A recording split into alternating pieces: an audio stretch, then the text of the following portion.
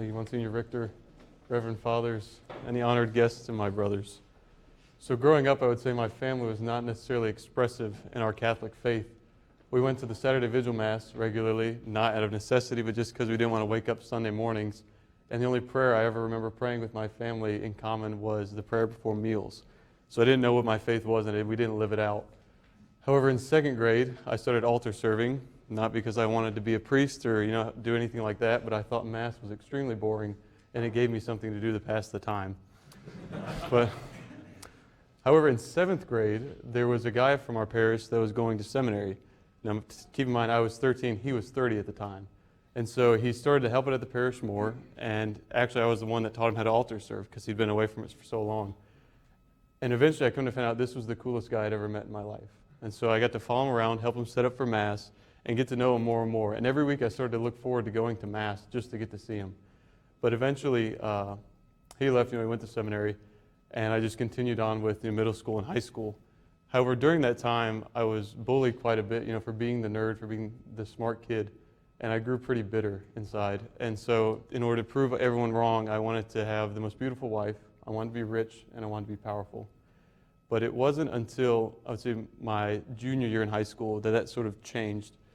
And it was during that Lent that our associate vocations director came to our parish, and he was giving the homily, and he said, no, it's good to give something up for Lent, but he really challenged us to go and, try a different Mass time, meet new people, step out of our comfort zone.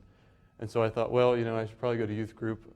There's 600 kids in my high school, 3 were Catholic, the other 2 didn't practice, so I didn't really know what a Catholic friend was.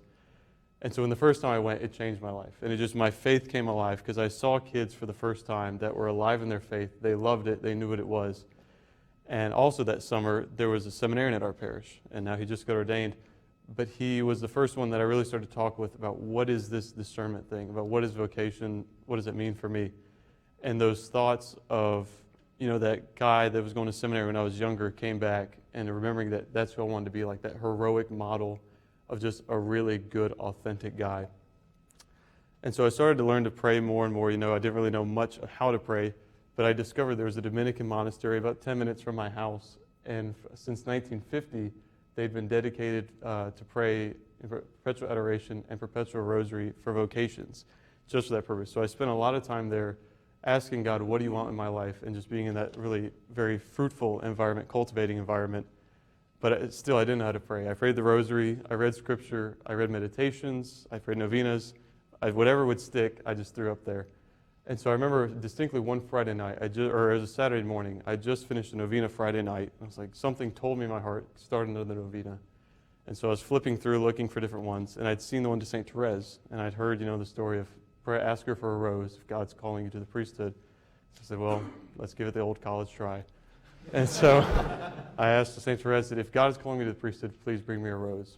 I went through the rest of the day. Of course, we went to Saturday night Mass, and I was serving, and I remember I just received communion, and everyone else was receiving, so I'm kneeling there next to the altar, and I just happened to look over, and there was a massive bouquet of roses, and there were roses all over the church. And it was the only way I've ever been able to describe it was like getting hit with a wall of love. And in my heart, I knew and I heard God say yes. And all of the fears, all of the doubts, all the worries in my heart just sort of melted away. And there was, for the first time, peace and joy and knowing what God was really wanting me to do in life and come to seminary. But looking back, since being here, I realized that those desires that sprung out of a place of bitterness at first haven't been sort of suppressed or pushed away, but God's really perfected them and transformed them. I wanted the beautiful wife, and one day I'll have the most beautiful bride of all of the church. I want to be rich, but I'll have the whole treasury of heaven open to me. And I want to be powerful, but I'll be able to forgive sins and cast out demons in Jesus' name. And what's better than that? But I just pray every single day of my life, from this day onward to the day I die, I may just witness to and live those words. Praise be Jesus Christ. Now and forever.